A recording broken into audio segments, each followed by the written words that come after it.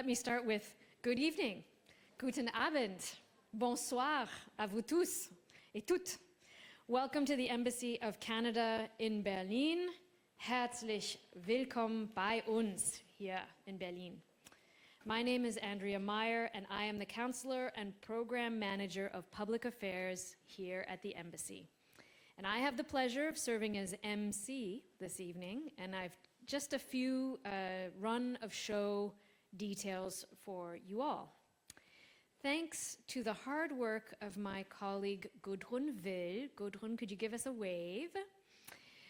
And our public affairs and our events team colleagues, we will all enjoy the following this evening. Opening remarks from our acting ambassador, also known as Chargée d'Affaires, Evelyne Coulombe, and remarks from the Transmédial co-curators who are with us this evening. The presentations of and conversations between one Cait McKinney and one Lindsey A. Freeman. A Q&A I am fully expecting, and you will be helping me with this. A Q&A I fully expect will be dynamic and participatory. All to be followed by a networking reception where you get to ask the questions you were too shy to ask in the crowd, and a glass of, yes, Canadian wine.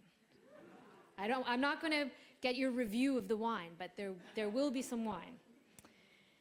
And to let you know that we aim to reach an even broader audience than you lovely people through the video recording of this evening's program. So do let your friends and colleagues know that although they really missed out, they will have a chance to see it as well, to listen and see the proceedings via the Embassy's YouTube channel. For this reason, use of microphones will be important. During the Q&A, team members from the Embassy will circulate with microphones. Hold your brief and perfect question for the moment when you've got a mic in your hand. I think it's time to get on with the main event. I invite our dear chargée, Evelyne Coulombe, to the stage.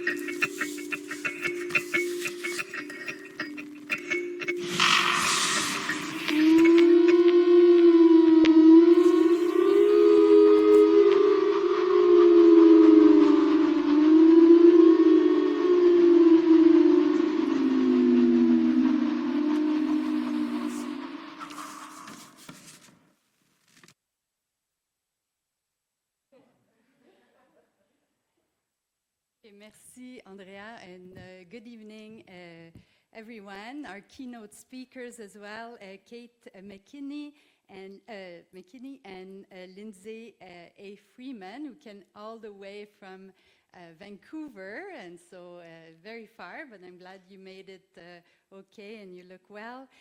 Good evening, our Transmédial co-curators, Elise Misao-Unchuk and Ben Evans-James, also Canadian. And then good evening, the Managing Director, Filippo Giannetta, who must be here somewhere. Anyway, Filippo is the Transmédial Managing Director. So good evening and welcome to the 2025 Marshall McLuhan Lecture.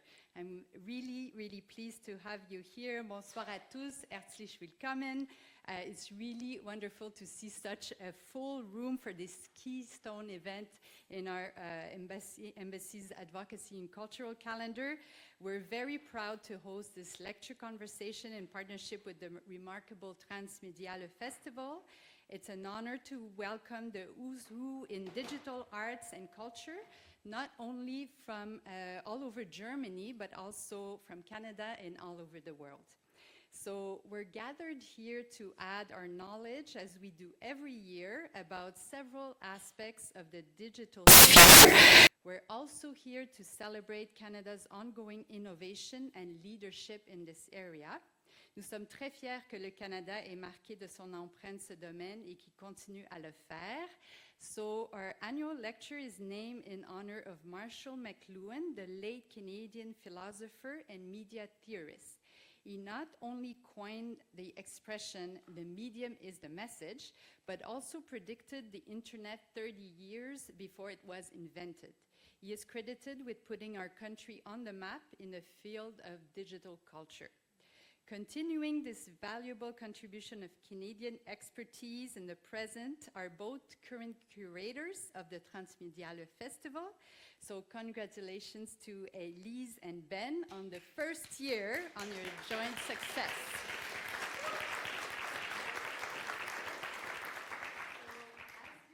The festival has extended invitations to talented individuals from Canada and around the world. Tonight, we're pleased to present not just one, but two Canadian speakers in Cait McKinney and Lindsey A. Freeman. They have traveled here from Canada's West Coast, where they both work and teach at Simon Fraser University, to tell us how the queer community has adapted and utilized digital technologies to build connections, share knowledge, and inspire collective action. We consider the subject highly relevant in times of threats against LGBTQI+ individuals, reduced digital accessibility, and misinformation. Canada is a staunch advocate of human rights and diversity, which very much includes advocacy efforts and support for LGBTQI+ and racialized communities. But it is events like this one that truly deepens our understanding of historical and contemporary challenges and successes. That's why I'm very much looking forward to tonight's lecture conversation, A Queer History of Blackouts. So to tell you more about our speakers and the subjects, I'd like to welcome Elise and Ben to the stage. So, nous sommes à votre écoute. Bonne soirée à tous. Merci.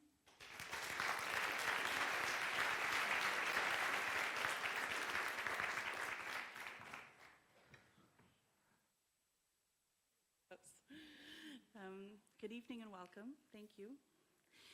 Every year since 2009, the festival has its unofficial pre-opening, its first gathering, in the form of the Marshall McLuhan Lecture, a now annual event held as part of the Transmediale Festival and presented in cooperation with the Embassy of Canada to Germany here in Berlin, to whom we are grateful for their continued support.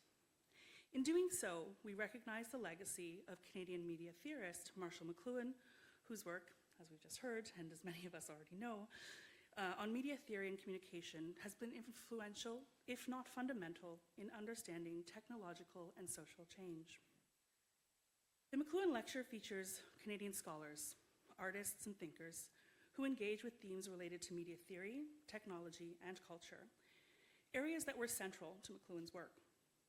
And so it is with great pleasure this year that we are joined by Cait McKinney, an associate professor in the School of Communication at Simon Fraser University in British Columbia, specializing in sexuality studies, media history, and activist media. You may know them from their books. If you don't, we highly recommend them. Information Activism, A Queer History of Lesbian Media Technologies, and I Know You Are, But What Am I? On Pee Wee Herman, among others. Their research focuses on the mediated conditions in which queer people, especially activists, have taken up new computing and information technologies to serve their communities and their movements. This work surfaces queer modes of technological use that show us alternative ways of understanding technologies and their politics, and offers new media theories and methodologies that emerge from and can account for the knowledges of queer people. And their work fits perfectly with the theme of this year's festival, Near, Near, But Far, which posits that algorithms reform our human need for connection by advancing proximity as a replacement for the closeness we yearn for in the times we live in, where new proximities, and weird intimacies arise as a result of the fusion between ourselves and our devices. Though digitally mediated proximities such as these might feel in opposition to what it means to be close and in community with one another, it may also be what allows us to begin to care for those who make life possible. It's the setting out of this dichotomy that proximity is not the same as closeness that offers us the starting point of this year's festival theme. So to establish this dichotomy, we can turn to a number of examples. And of course, we encourage you to attend the festival program to learn more. For example, we can suggest that there are different temporal qualities between proximity and closeness. So while proximity is fleeting, relation shaped by our last like, follow, or share, closeness is lasting, built on interpersonal relations forged over time. But for tonight, I want to briefly introduce one particular dichotomy between proximity and closeness that I hope provides some context for our time with Cait McKinney and Lindsey Freeman. And that dichotomy is where proximity drives capital, closeness produces a productive ungovernability. What do we mean by this? Well, we know that the business models of companies such as Meta rely on proximity, a polarization of our relations to one another to drive engagement and maximize revenue. Closeness, on the other hand, can be used to speak of communities brought together to enact meaningful social change in the face of infrastructures that discriminate against them. A closeness that produces a productive ungovernability. In the digital space, this can take the form of collective tactics that animate activist goals. This includes the tactic that is the subject of Cait McKinney's talk tonight, the blackout. McKinney's keynote offers us a media history of the online blackout as a digital tactic grounded in 1990s AIDS activism. Blackout protests evoke power grid failures, temporarily shutting down online systems by removing content, blocking access, or replacing content with black imagery. This lasting tactic began with the New York-based Visual AIDS Day Without Art online blackout, which drew attention to the AIDS crisis as a systematic failure to care for minoritized people. The protest asked participating sites to adopt a small banner graphic and redact their website for the day. In tonight's lecture, McKinney will argue that an AIDS-informed perspective on infrastructure collapse trades in feelings and with broken systems. They situate this historical analysis of the online blackout in a wider queer media theory of blackouts as impasses, in which effective life abruptly shuts in generative ways. After their lecture, they will be joined for a 30-minute conversation with Lindsey A. Freeman, Associate Professor of Sociology at Simon Fraser University in British Columbia, a writer and a sociologist interested about football, queer joy, and how hard it is to care about those things. She recently published Running, a book about running cultures, crews, and collectives, and she also writes and thinks about atomic places and things. After their conversation, there will be a chance for Q&A. So thank you all for your kind attention. Thank you to the Embassy of Canada in Berlin, who've so kindly hosted us. And please join us and welcome us to the stage, Cait McKinney.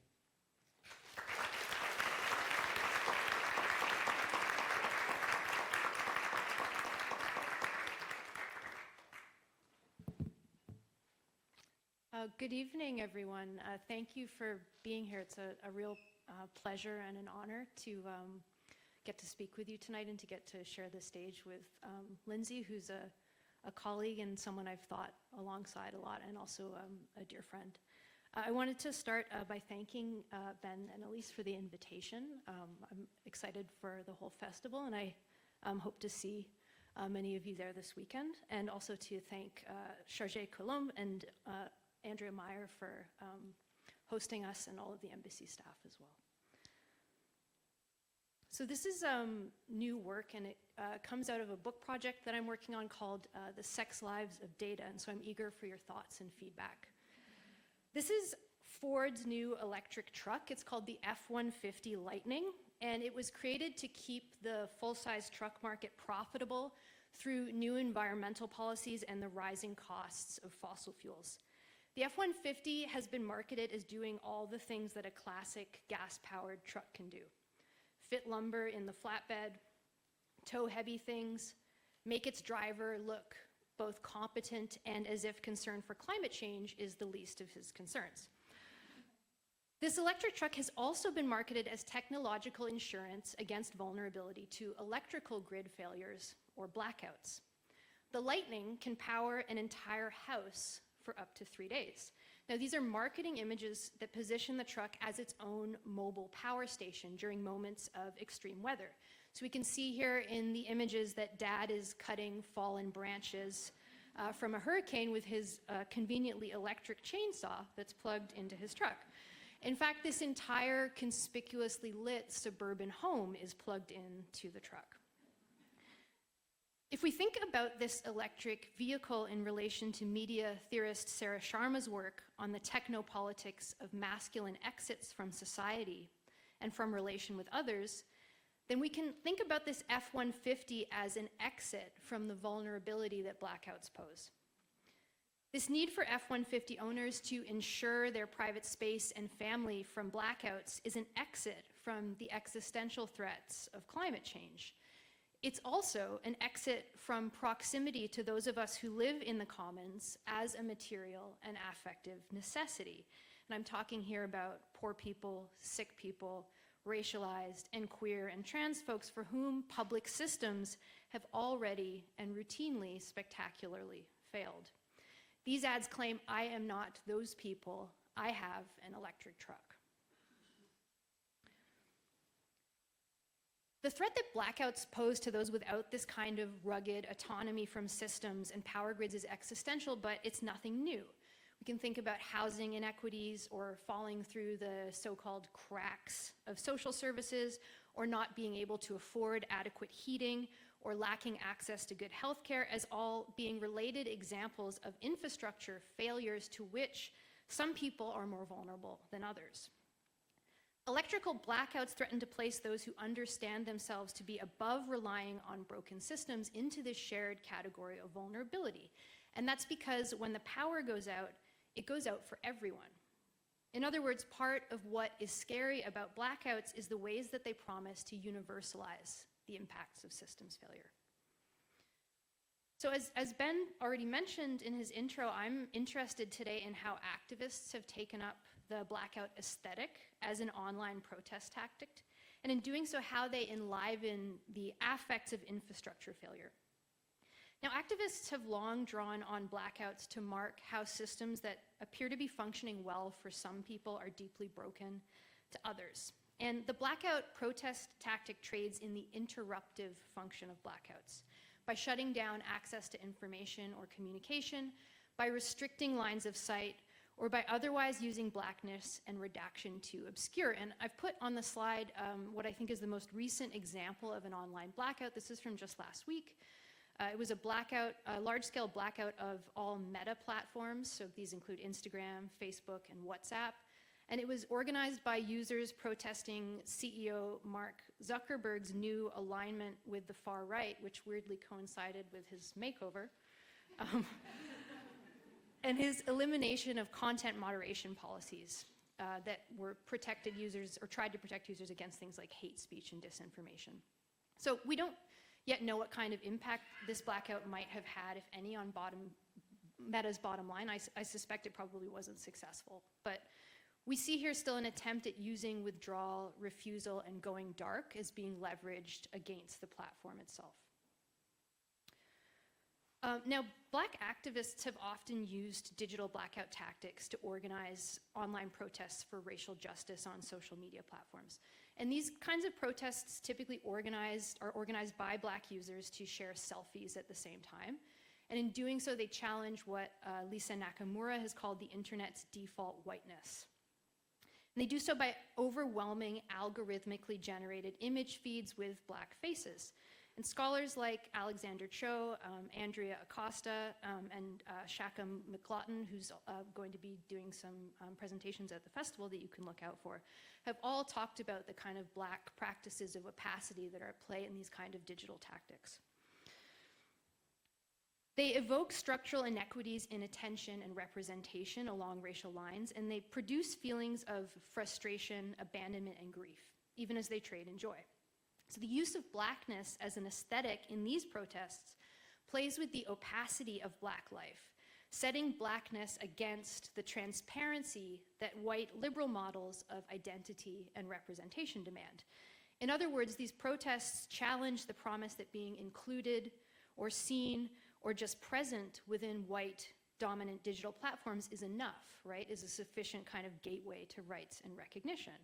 And they also challenge the idea that useful knowledge is generated when we allow platforms to peer into our intimate lives and offer correlative data about us up to the algorithm. The use of the term blackout to describe online protests borrows from many wider understandings of blackouts, right? Like we can think about blackout blinds that allow night shift workers to sleep during the day, or we can think about blackout periods where you can't redeem frequent flyer points. In all of these cases, the blackout as a term can be thought of in relation to mediation and communication. It's a tactic for restricting sight or communication, for blocking access using darkness, either literally or as a metaphor. And online blackouts are like failed power grids in that they create crisis, but they also create quiet, dark breaks with routine that offer new perspectives on shared spaces, as they break the everyday rhythms that we're used to and force those caught up within them to give pause. Now, I'm speaking today primarily about a global north context in which it's reasonable to expect that in a blackout, the lights are going to come back on and that they're going to come back on soon. So here, blackouts are interruptive and they're iterative, but they're not ongoing and chronic, even as they still make plain the environmental racism that differently shapes climate change impacts. But if we were to look globally at chronic blackouts, we would find an even starker global color line. I'm thinking, for example, of the context like South Africa, where deliberate rolling blackouts that are meant to relieve a routinely overwhelmed power grid are ongoing and target poor Black neighborhoods. Or Puerto Rico, which faces chronic, unrelenting blackouts after Hurricanes Irma and Maria, many of which are long-lasting. Or Ukrainians and Palestinians who live under ongoing blackout conditions. In all of these contexts and in others, blackouts are routine and anticipated technical manifestations of dispossession. They're not unusual kind of events. My research on online blackouts is organized around and started with a single protest, which I think is likely the first documented online blackout. It's called Day Without Art, and it was organized by the US-based artist-run activist organization Visual AIDS. This protest began on World AIDS Day in 1995, so December 1st, and it occurred annually through the year 2000. And Day Without Art used the blackout to draw attention to the AIDS crisis as a result of calculated systemic failures to care for queer, trans, and Black and brown communities. And Day Without Art organized hundreds of arts organizations to replace their websites for the day with a simple Black background and a Black Day Without Art banner. So visitors who were checking museum websites for exhibition information confronted instead a Black screen and a link to the protest website. And the protest website shared artist projects, and it contextualized HIV/AIDS as a crisis in need of attention and of government action. And this was during a period when internet use involved dialing up to send an email or ploddingly touring through the bookmarks you had saved or the web rings that you liked on topics that you cared about. And so this action represented a major disruption for people who were embedded in the online art, museum, and HIV worlds. It shuttered a basic infrastructure that was quickly becoming a critical economic and communications engine. And it did so by blending established agitprop tactics with new computer networks and their promises. The Day Without Art protest used an adaptable template. So those of you who still know HTML can kind of figure out from looking at this that this was designed to be like very easy for people to participate in. So there's a banner graphic and standardized and simple HTML and CSS that you could copy and paste into your own page if you wanted to take part. In other words, it wasn't technically difficult for organizations to join this protest, and it created a look and feel of blacked out sameness across one small niche corner of the World Wide Web.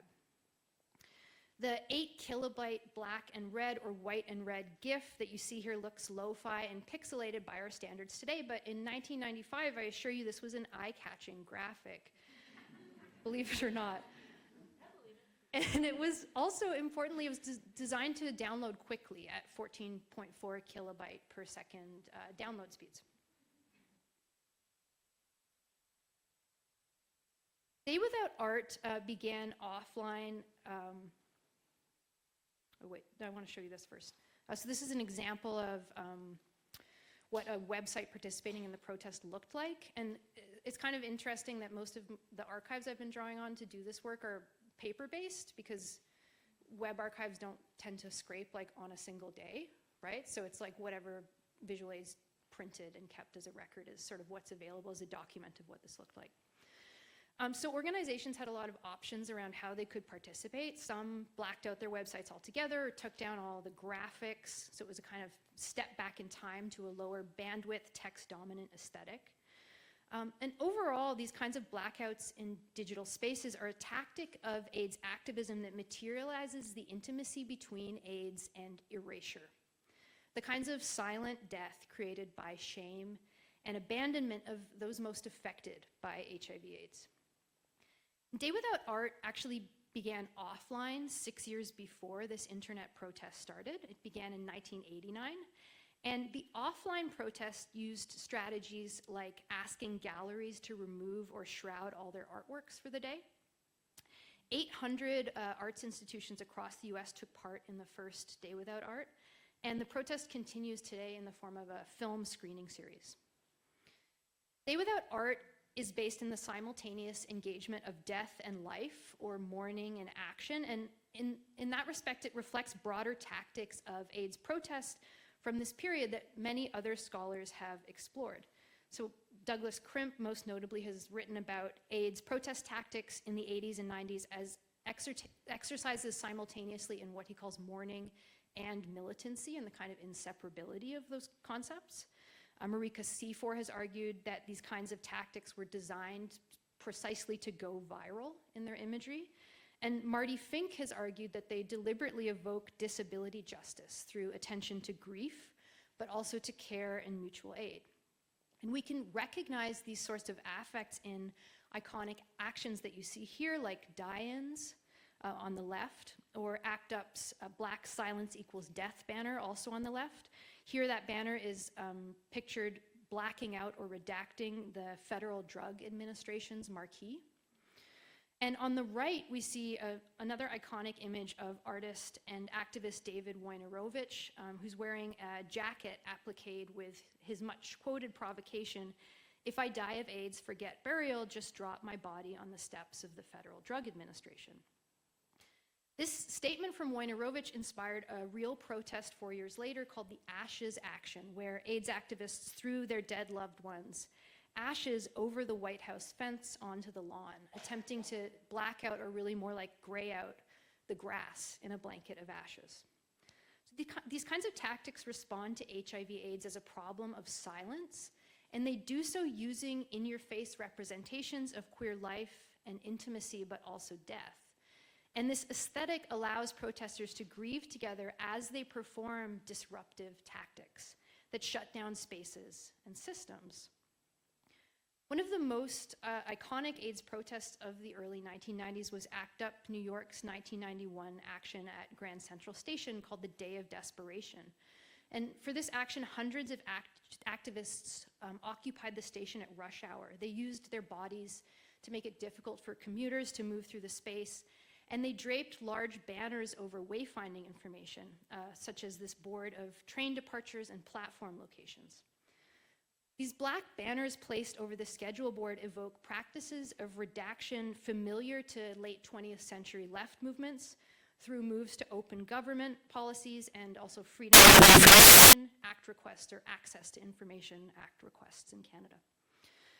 The media studies scholar Anjali Nath has argued that when minoritized activists take up redactive visual tactics like this, they're critiquing the valorization of transparency that undergirds Western exceptionalism. And they draw our attention, and this transparency normatively draws our attention away from state violence. So activists are trying to put our attention back on those practices of state violence. These activists instead are drawing on opacity, or the right to be inscrutable to forces of violence and power. Here, opacity is again leveraged against the liberal transparency of capitalism and urban life, represented by this train schedule in one of the world's largest commuter rail stations. Importantly, This AIDS protest was also about standing against the United States' role in funding the Gulf War. Protesters chanted, "Fight AIDS, not Arabs," and lifted a large banner to the ceiling that you see on the right here using helium balloons. And it read, "Money for AIDS, not war." Last fall, Jewish activists calling for a ceasefire in Gaza deliberately emulated this AIDS protest from 30 years prior, and many of actually the same people were involved in both protests. So several of the organizers of this protest had also been involved in ACT UP in the 80s and 90s, and you can see here the slightly less effective attempt to block the train schedules with a "Never Again for Anyone" banner. And here this is symbolic mostly, right? Because we all use our phones to check train schedules these days. I think it's really important to think across these two blackout protests that took place in the same space 32 years apart. We can see here protesters using blackout tactics to connect the HIV/AIDS crisis with imperialism, right? And to insist that these are related manifestations of systemic violence and strategic abandonment that are in need of a blackout response.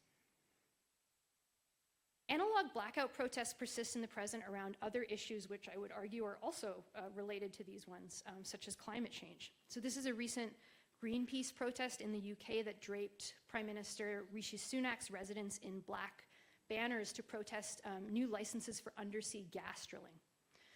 When we understand the blackout as a protest tactic that's intimately tied to AIDS and its cultures of mourning and militancy, these contemporary actions take on new resonances about the impacts of climate, of war, and of other state-backed violence. The specter of HIV/AIDS in these contexts demands that we pay attention to the injustice of differential vulnerability to climate disaster, to war, to death, and to dying. It's a reminder that system failures impact all of us differently and can be an everyday experience for many of us. So to return to the Day Without Art, AIDS activists developed the digital blackout because they wanted to represent the intimacy between AIDS and the erasure that was produced by silence, censorship, and death. And in the case of Day Without Art's web blackout, which began in 1995, logging on and finding nothing in the place of a familiar website that you went to like every couple of days was a visual shock, right? And a profound kind of interruption in web browsing and information seeking for the typical user. So an article in the Netley News, which was a popular blog about web culture at this time, described it this way. "We went to our friend Flyvision's website, Palimpsest, which you see on the right, today and found nothing but a big X. So to discover absence where there was once content that you relied on was especially jarring in this digital moment that felt fragile and impermanent because it was made of code in an era before internet archives or the popular use of screenshots. Early online blackouts in the 1990s directly addressed the rhetoric of free, easy, and open access to information that was defining early tech industry rhetoric and the language of policymakers at this time. Instead of trading in the transparent ease and freedom of information access, blackouts leveraged opacity through frustration and misdirection. And the blackout was also a deliberately viral visual tactic about an actual virus, as it repeated from site to site across the whole museum and gallery sector. So as I mentioned earlier, for the Day Without Art web actions, users who clicked on a banner that was blacking out a participating website were funneled to a series of 4 online artist projects that were created for the day and curated by Visual Aids and Creative Time. And for one of these projects, which you see on the slide here, Visual Aids commissioned the new media artist G.H. Hovagimian to enliven words that had been written by the poet John Giorno for Visual Aids 2 years earlier. So you see Giorno's poem on the left, which was originally created as a broadside to be kind of photocopied and wheat pasted in public space. And then you see Hovagimian's animated poem on the right in pop-up browser windows that have been arranged for the purpose of this screenshot into a kind of vertical cascade. Hovagimian used JavaScript to slowly reveal the lines of Giorno's poem, 1 or 2 at a time, in segments. And the script caused the browser window to reload automatically I'm not exactly sure, but around every 3 to 5 seconds. I'm not exactly sure because the animation itself has been lost. It wasn't indexed by any web archive, so I'm kind of reconstructing it from reading people writing about it. Reading the poem while imagining its gradual unfolding through rhythmically loading browser windows and the slow rendering facilitated by dial-up speeds lends another quality to the original work. The words accumulate slowly as data downloads from the server, and a simple script causes the windows to reload with new lines of the poem. The poem accretes alongside the losses it describes. Everyone I know, one by one. Here the broadside is enhanced by the affordances of HTML and JavaScript. So Giorno's meditation on the erasures of AIDS gains a new rhythm that's coded through simple markup and mediated by the browser interface. The animated poem also trades in the aesthetics of digital blackouts in another way, because the black windows that mark death, one by one, and they are leaving this world, would have popped up to cover the preceding white windows in a viewer's browser window. And you can see here in this image, they're rearranged vertically in this screenshot, which is for an essay that the curator Carol Stackenus published about Day Without Art. And in this screenshot, the windows take on a similar materiality to an activist analog banner drop. And I point that out just to share that the materiality of blackout protest tactics move across the analog and the digital in really complex and unexpected ways. So from its inception in 1989, Day Without Art was always about marking absence and the shuttering of art-making media and communication presented by AIDS death. And at the first Day Without Art, the artist David Wojnarowicz, who was the person wearing the applique jacket a few slides ago, spoke at New York's Museum of Modern Art to launch the event, and his speech took the form of a memorial ceremony for artists who had died from AIDS. He concludes the speech with a statement on AIDS and communication that references the Day Without Art's blackout tactics. And I'm going to play the audio file of this clip from the speech, but the text is on the right side of the slide, so you can follow along there as well. And bottom line, each and every gesture carries a reverberation that's meaningful in its diversity. And bottom line, we have to find our own forms of gesture and communication. You can never depend on the mass media to reflect us, or our needs, or our states of mind. And bottom line, with enough gestures, we can deafen the satellites and lift the curtains surrounding the control room. Thank you.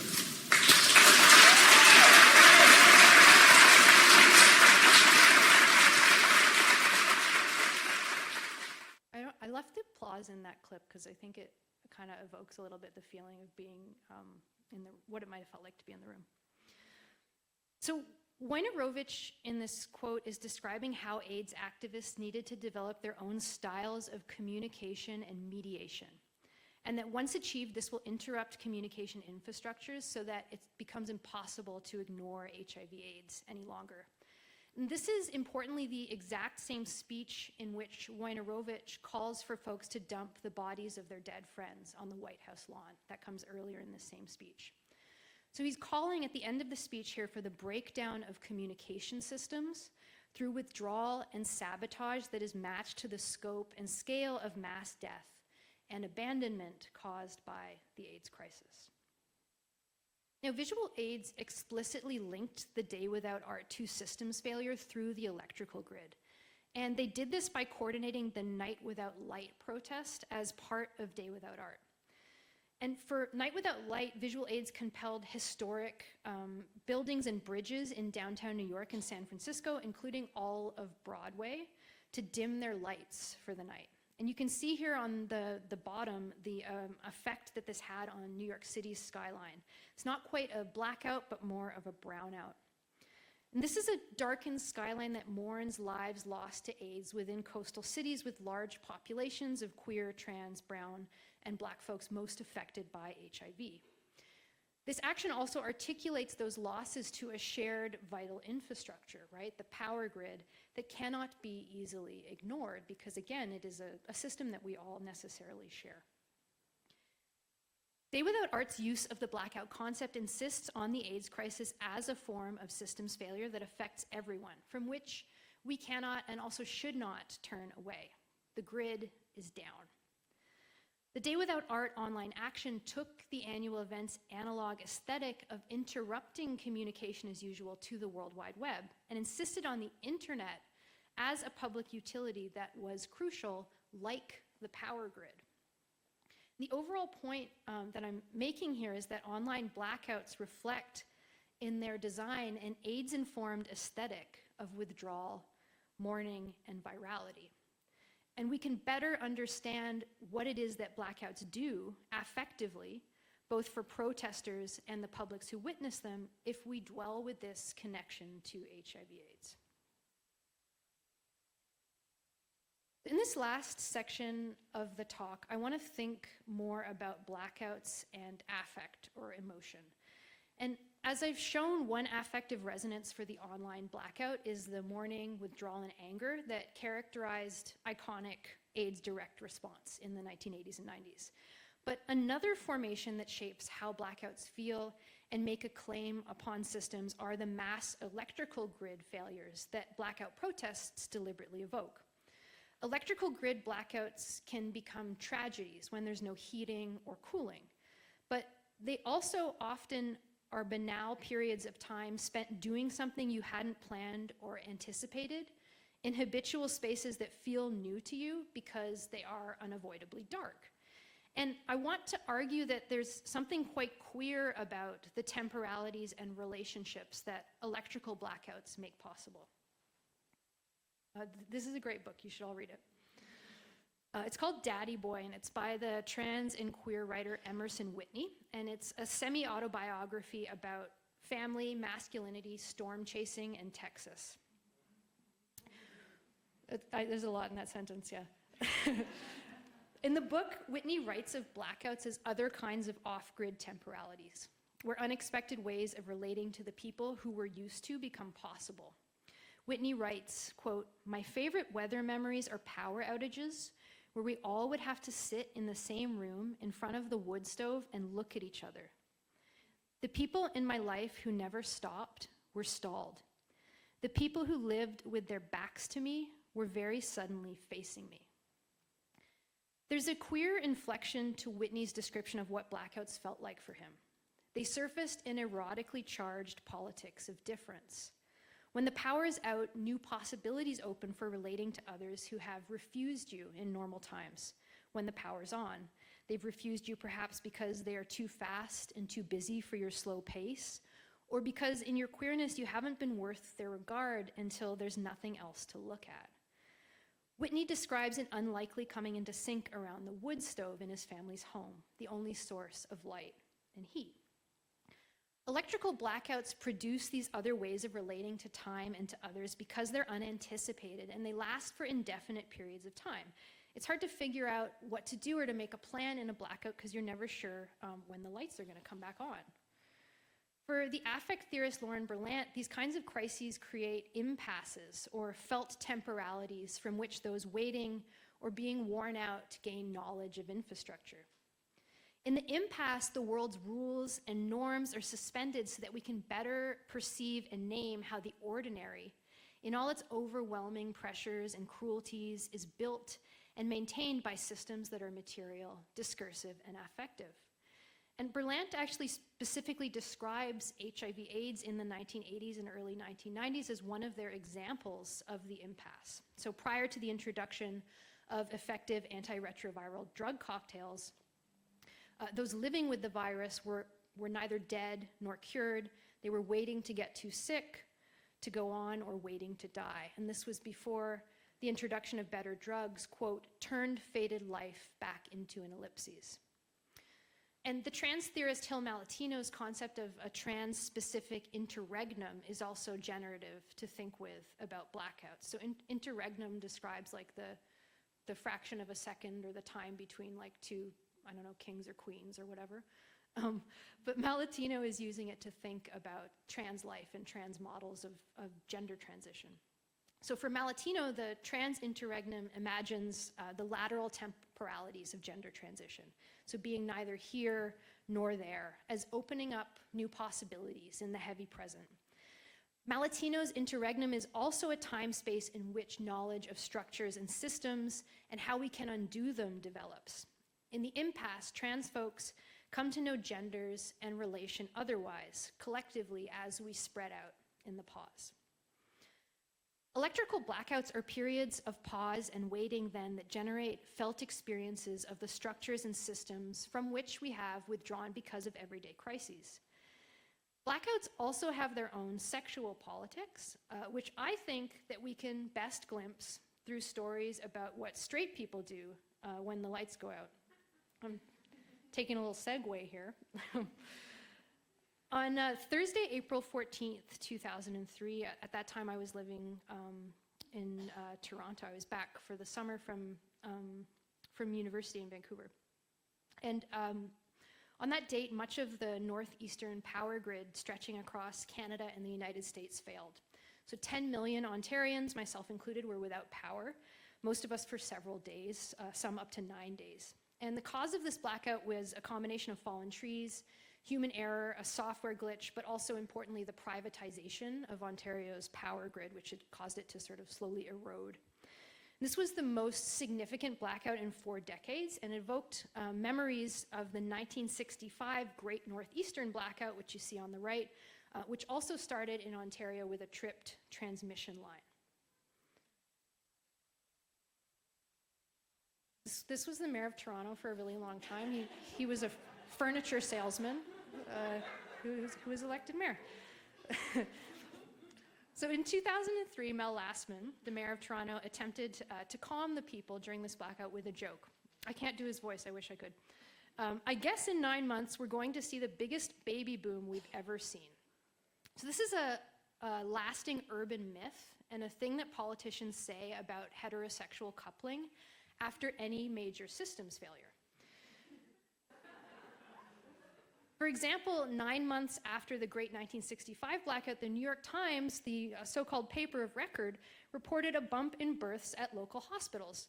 Reasons given for this bump in the article are not being able to find or see birth control products in the dark. You didn't have the flashlight on your phone then, so it'd be harder. People are bored or scared, and that makes them want to have sex. And also an actual medical doctor is quoted speculating that blackouts magically produce heightened fertility in a spiritual sense. However you slice it here, the idea is that blackouts engender a break with the normal rhythms of heterosexual coupling. Sex is what steps into the impasse as a way of dealing with the dithering crisis that blackouts pose. Now, demographic studies into these claims, and there have been many, have shown that there is no significant correlation between power grid failures and birth rate. So why then the prevalence of this myth? I think that while critical systems are failing around them, people are desperate to believe that the dark is not death or even a moment to pause and reconsider the rhythm of our lives. Rather, the dark must be used to renew life with new babies. This is optimistic reproductive futurity, and it's the opposite way of being in the impasse than what AIDS activists wanted to do when they slowed everyone down by shuttering an infrastructure like a railway system or the internet. Blackout protests manifest death, grief, and mourning for broken systems as the other side of these flamboyantly heterosexual stories about blackout baby booms. If people like the mayor of Canada's largest city need to turn the terror and tragedy of a failed power grid into a joke about bored people breeding like rabbits, they are trying to cover over something.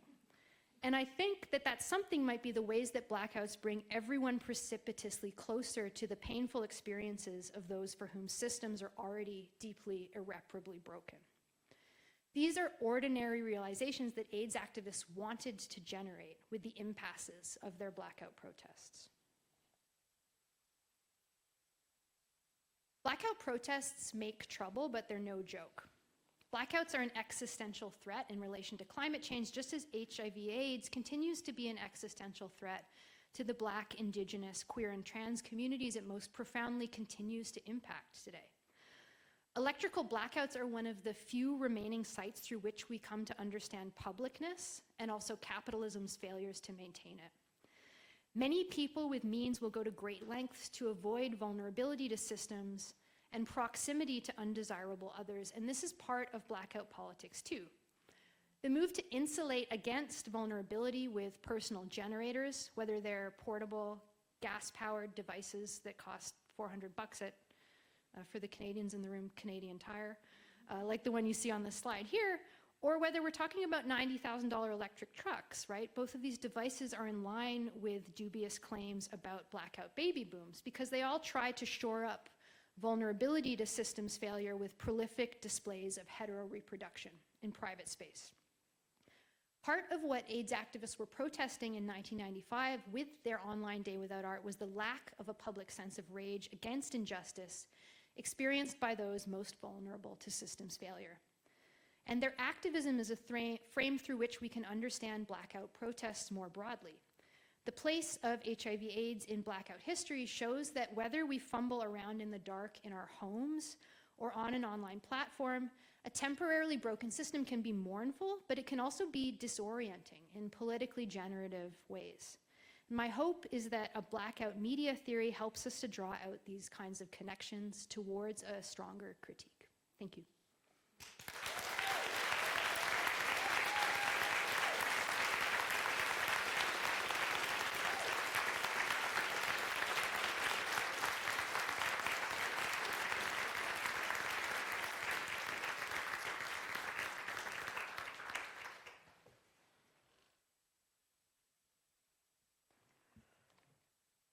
Hi, everyone. Can you hear me okay in the back? Okay. Thank you for this attendance is amazing in this room, and I want to thank the organizers as well of Transmediale and everybody here at the Canadian Embassy. So as Andrea warned, I did have a little bit of a cheat. I got to read the chapter before, so I've already formed my perfect questions. So I'm going to start there. So activist blackout strategies of dressing the internet, a train station, a prime minister's house, and something like funereal garb seek to remind those who aren't aware of or as intimate with systems failure and infrastructure collapse that the lights could go out for them too at any time, for us in this room as well. As queer theorist and feminist scholar Anne Savekovich writes about these kinds of protests, they scramble the relations between mourning and militancy, between affect and activism. They seek to bring knowledge that the lights, the heat, the infrastructure is not there for all of us as promised, that these things have never been stable for a large swath of the population, and also that all of it could go for all of us anytime. Activists bring blackouts into being because they are often effective in causing disruption. These strategies are successful in creating some chaos because electrical blackouts function as existential threats in environmentally precarious times. As Cait shows, responses to this threat vary. There's increasing awareness of activism, there's apathy and fear, but there's also kind of an obsession with self-reliance and a revitalization or continuation of what I can think of as like a nuclear bunker mentality. Cait shows us the Ford 150 Lightning, and it's imagined that it's an exit for the vulnerability that blackouts pose. But I see it too as a way to make a certain set of people find an electrical vehicle palatable and purchasable. And there's a way that this truck and its advertisement demonstrate one version of staving off, while at the same time implicitly, loudly acknowledging what I would call a heteropatriarchal freakout through purchasing power. So we saw this too with the other route to this freakout, and keeping this at bay seems to be denying what can happen in the murkiness of the dark with the myth of the power outage baby booms. So Cait, how do you think about these responses in terms of wider attitudes to the public versus private, or what I might call the social versus the insular nuclear familiar in times of increasing environmental disaster? That's a big question. Thank you. Thank you for it. I mean, I don't think I'm going to guess I'm not alone here in feeling like we are living in a sort of particularly egregious moment of overlapping crises. Like, I feel like that is very palpable to all of us in whatever sort of communities or geographies in the world matter to us. And I think what we're seeing is a real retreat from the commons that is being organized and promoted by far-right movements. So right-wing governments and the way that they are specifically right now anti-immigrant and anti-trans, right? That's a way of rejecting or creating more distance from undesirable others. And in some ways, it's the same move as the electric truck, right? It's like I will create this autonomous bubble in which I live and cannot be touched by any of you. And I think like we have to really, I mean, and lots of people are activists and scholars are doing this, but we have to be like really clear about like what it is that we're talking about when we talk about environmental catastrophe or climate change, right? Like that doesn't happen in a bubble. Like it is one of the ways that racism happens and is perpetuated. It is one of the ways that dispossession and housing inequity is made worse, right? Is through climate change impacts. So I think it's really important as a response to this kind of withdrawal from proximity or closeness with others that we try to draw those connections and talk about like what it is that we're talking about when we purchase an electric truck or sort of withdraw into our homes and away from the commons, right? This kind of drive to autonomy as a solution, in summary, is like it's really deep, and control of our environment often, I think, stands in for trying to control our exposure to or vulnerability to other people. Yeah. I think too, just as more and more people are like moving into their vehicles, I can't stop. Once I saw this ad for the truck that Cait shared with me, I can't stop thinking about it as it's like it's powering the home. It's like this truck can do anything. And in a weird thing, right, I kind of want it now, you know? And why is that working on me like that? Sorry, I went off script, but it's very powerful, right? It's very powerful. My second question, kind of lead in, starts with, there was this guy named Charles Fritz, and he became known as a disaster sociologist, which when I tell my students, they think that that's very cool as a potential career. But Fritz did have some really interesting ideas. So he was working in post-World War II US context. And what he argued in his work was that disasters actually give us a chance to be better people. Not that we should wish for them or anything. Obviously, it's terrible to live through disaster, but they give us a chance to be, to break out of our routine and to be kinder and less selfish. And so he had this concept that he believed that is enacted in disaster, what he called tend and befriend. And so he said this is actually the more common default, tend and befriend rather than fight or flight in a disaster. And this comes to, this idea is picked up, I actually found out about Charles Fritz through reading Rebecca Solnit's book, which is called A Paradise Built in Hell, The Extraordinary Communities That Arise in Disaster. And through her work, she shows, thinking also with Fritz, that disasters, like Cait spoke about as well, alert us to the fact that the infrastructure is not so stable. And for many people, they already know it's not stable, but it alerts a kind of whole area, like when all of New York City or all of Toronto is in a blackout. And what she shows in there is that the institutions that have kind of promised to take care in a general social public sphere kind of way, when they fail us, people really pick up the slack in really beautiful ways. And what she noticed in her research is the people who pick up the most slack and who do the best in these times are actually the people who have had less stable infrastructures. And so her work is like looking at trying to learn from people in these moments and what can last from that post the disaster in ways to make a better world.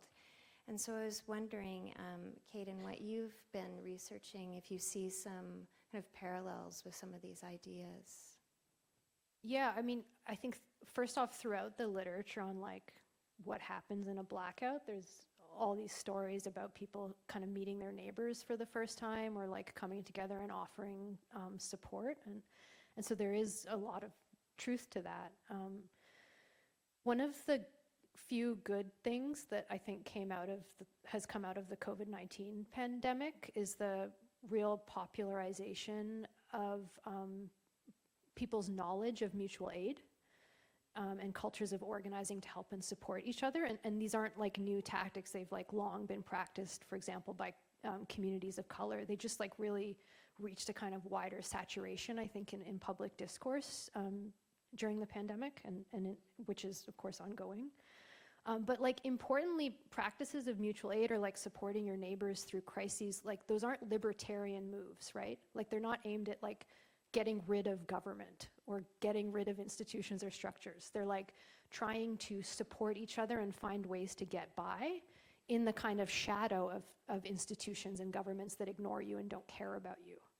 But ultimately, the hope is that you can achieve the kind of, when the lights come back on, the kind of building back of better public health structures or kind of institutions that have robust models of difference at their core, right? Like that protest I showed at the Federal Drug Administration, they weren't trying to dismantle the Federal Drug Administration.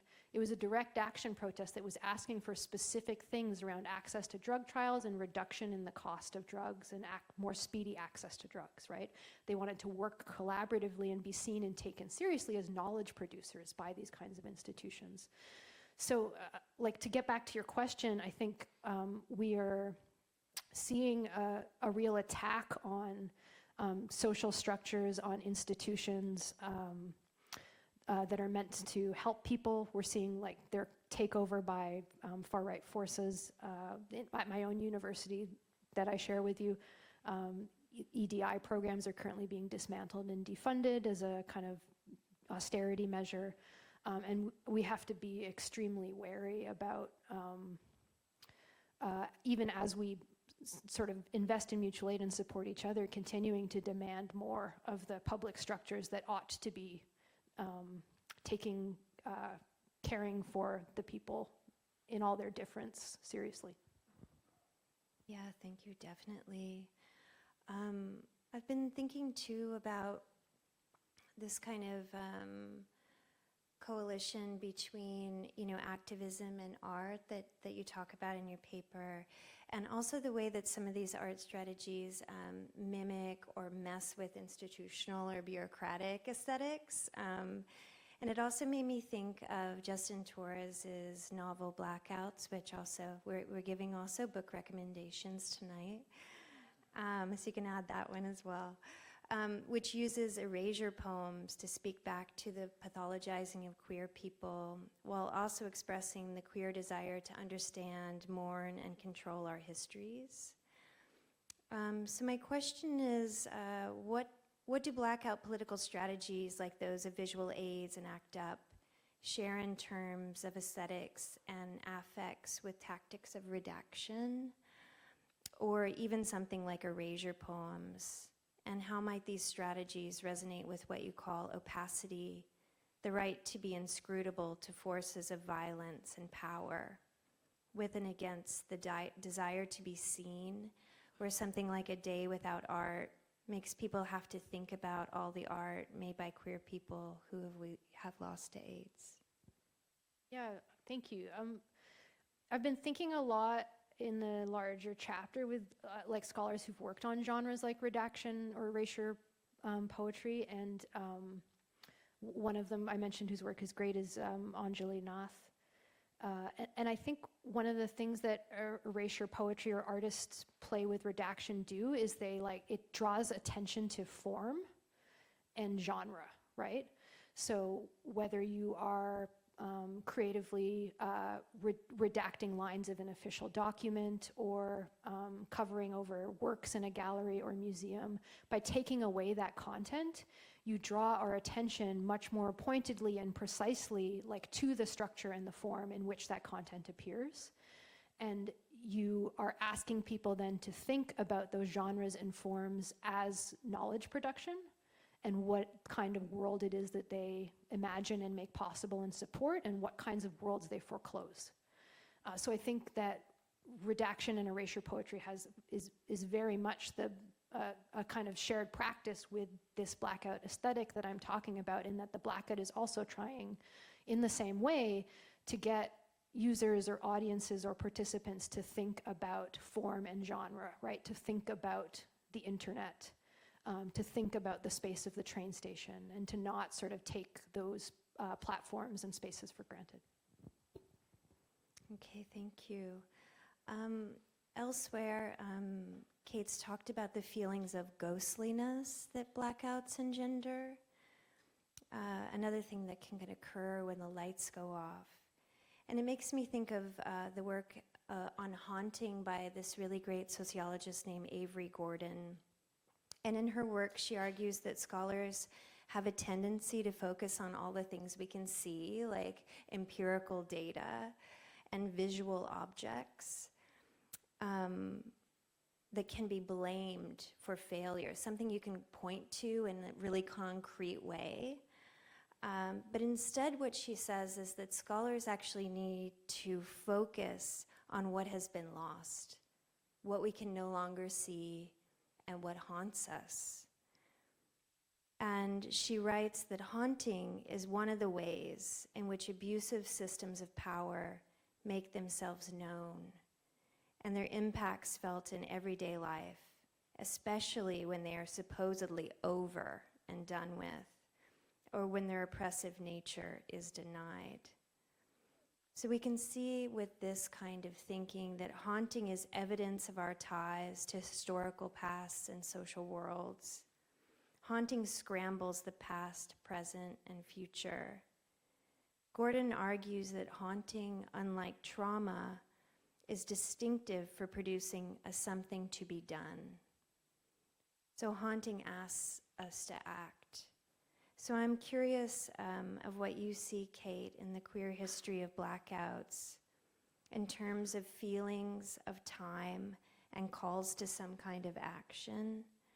Or is the blackout itself just kind of a moment, or like what Lauren Berlant writes as a dog paddling around in the meanwhile, and a kind of impasse where something comes after that moment? Yeah, as far as haunting and time and what I'm trying to say about blackouts goes, right? Like what I'm arguing is that HIV/AIDS haunts the blackout as a tactic.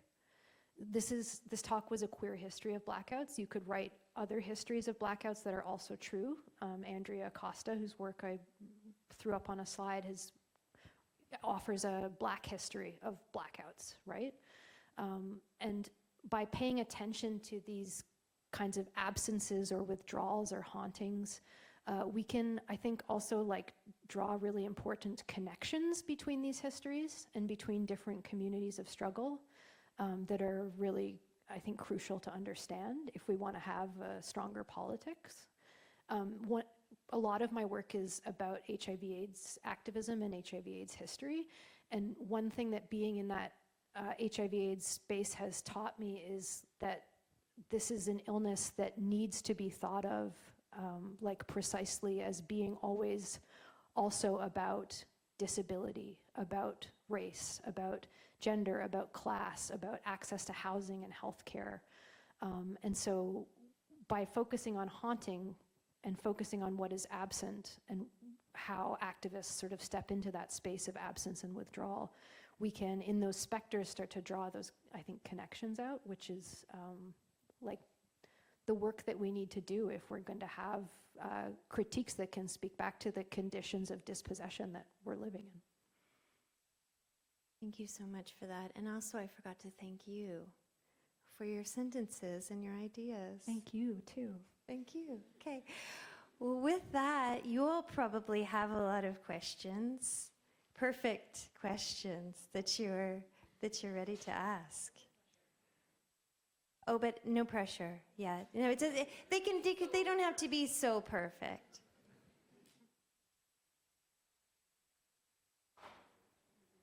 Hi. I have a perfect question. Oh, great. Okay. I was just thinking about like the other side of blackout, the being forced into darkness. And I wonder, like, I've had multiple colleagues doxxed. I'm an American professor, a trans American professor, and it's not fun right now. And there's, people are getting blacked out in a way, or threatened in ways, with anything that they have online is put out there towards populations of people that do not agree with them. And there's a retraction that happens from your online presence when that happens to you. And I wonder, like, if there's anything you've learned in the I'm taking charge of the blackout versus I am being forced into a blackout, and what thoughts you have about a strategy that can inform both positionalities. Yeah, thanks, Nika. That's a perfect question. I don't know if I have a perfect answer, but it's very useful for me to hear the question for the chapter. I guess the first thing I think about in response is I have to do some more thinking about whether I think those are the same thing,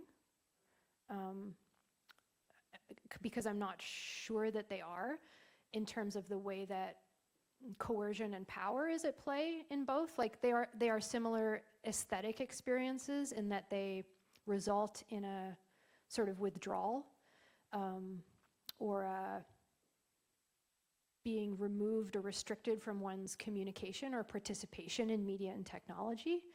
But like one is about a collectively organized and deliberate form of withdrawal where the space you're withdrawing into is one of like support. And the other is like forced and coercive. But at the same time, like you're right that they do share a sort of, like they're two different digital praxis that I think you're right that they are quite entangled with each other, and that there's like more for me to think about there, for sure. Yeah, I guess that it was more like strategies of survival. That when you get the generator, what is the generator for the, like, I'm genuinely curious and also in need of strategies of survival for how to keep communities of care, communities of support with a non-consensual and forced diminishing, and when our connections are made through WhatsApp, our connections are made through, whatever the pivot we make, how do we maintain those connections? Yeah, and like I think at the core of your question too is like, what I'm hearing is like, how do we keep each other safe when the tools we have, the digital tools that we have to communicate, most of them are dangerous and toxic, right? So what are the ways that people are finding to get by or continue to build technologically mediated forms of closeness within those conditions? I hope, and I think we'll see a lot of that this weekend. But the answer is definitely not like through a meta product. We know that, right?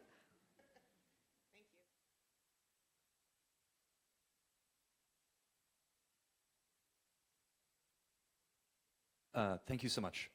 Your talk brought up some questions in terms of like concepts of legacy Russells, the glitch, and I was thinking about the buffer as ways that tech companies use to overcome glitch, and they start to play with temporality.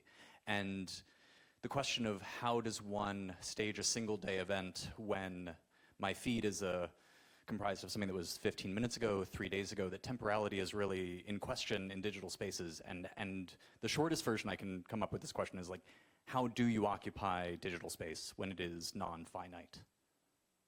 Yeah, Lindsey and I were talking on the walk over here about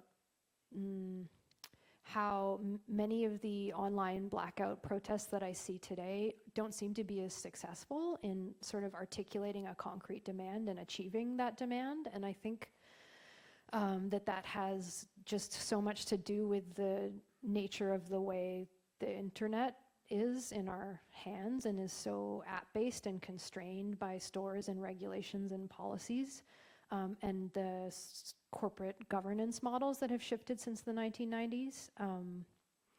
I think it's also about how like routine and ubiquitous our relations to online communication are. I think it's also about the dissolution of direct action tactics in a lot of organizing. And I think the other part of your question about the glitch is like great to think with, right? The blackout aesthetic that I'm getting at is different than the glitch, but it has a lot in common in the sense that it's an attempt to sort of momentarily break a thing in a way that reveals the interface to you a little bit more, right? So that you can see the kind of political assemblage of that interface. And so it's like a really rich concept to think with, and I appreciate you bringing it up in your question too.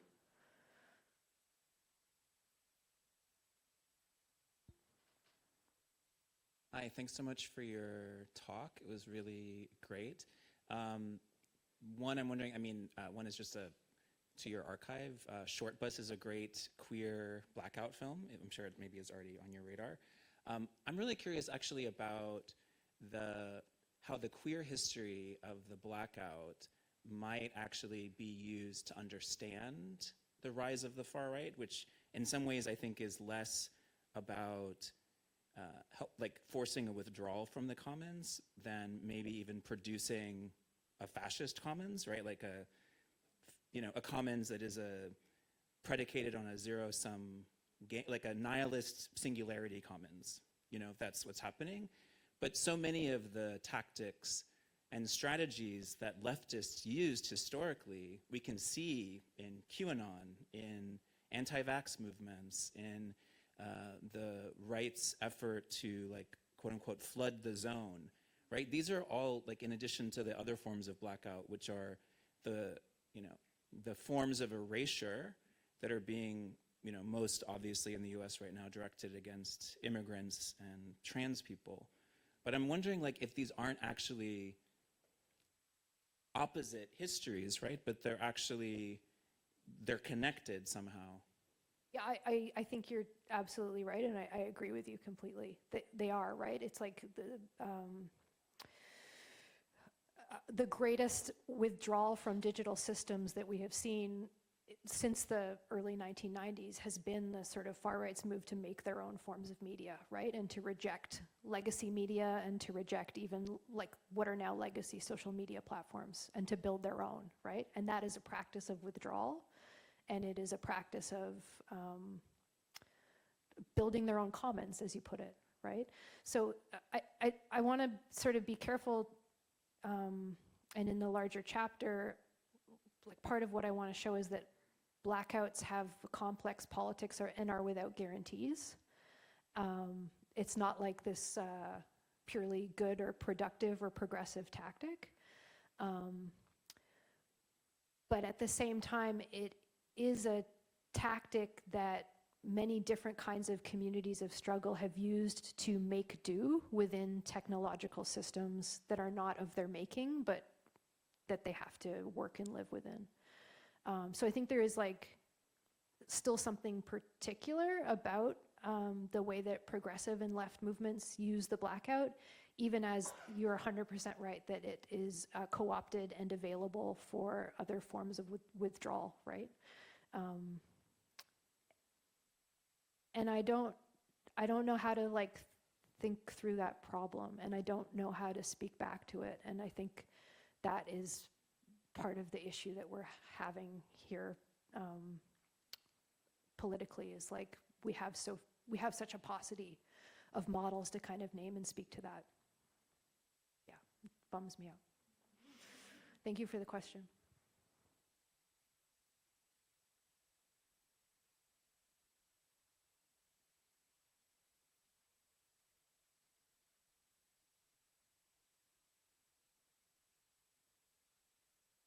We have time for one more question. I know there's a question in the room. There you go. I'm usually very comfortable with silence in these situations, but I was just thinking about what it means to be in Berlin coming from Canada and presenting work and using examples that come from primarily from Anglo-North America.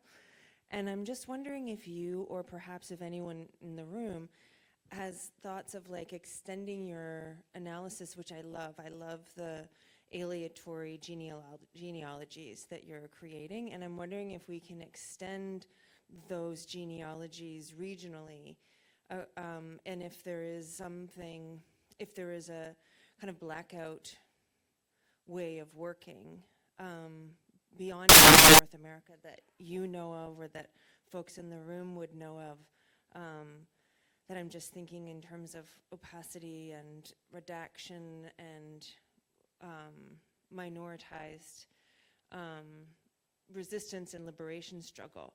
And I'm just curious, because it's such an international room, I'm wondering if people, or if you have thoughts of where this might resonate elsewhere, or where, as you're just thinking about your answer to the last question, or where it might actually be inverted in other places or in other geopolitical moments or places. Yeah, it's okay.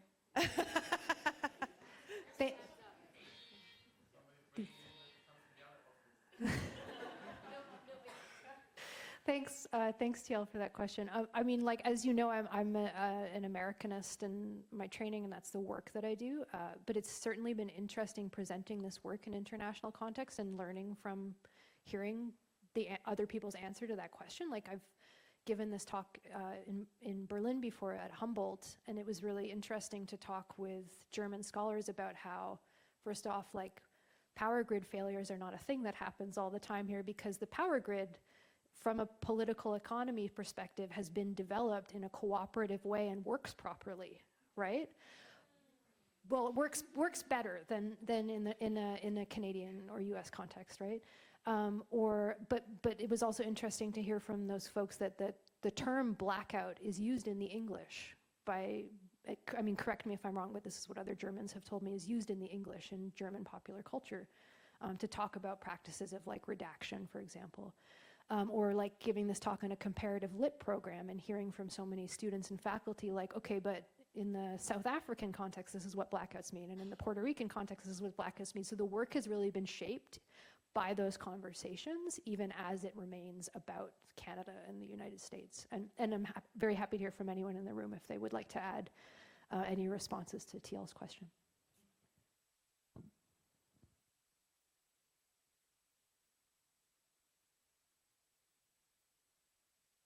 Or over a glass of Canadian wine.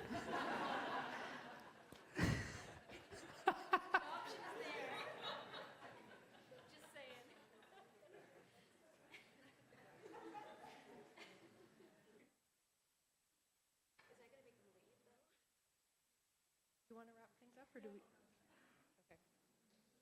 Okay, everybody, that's it.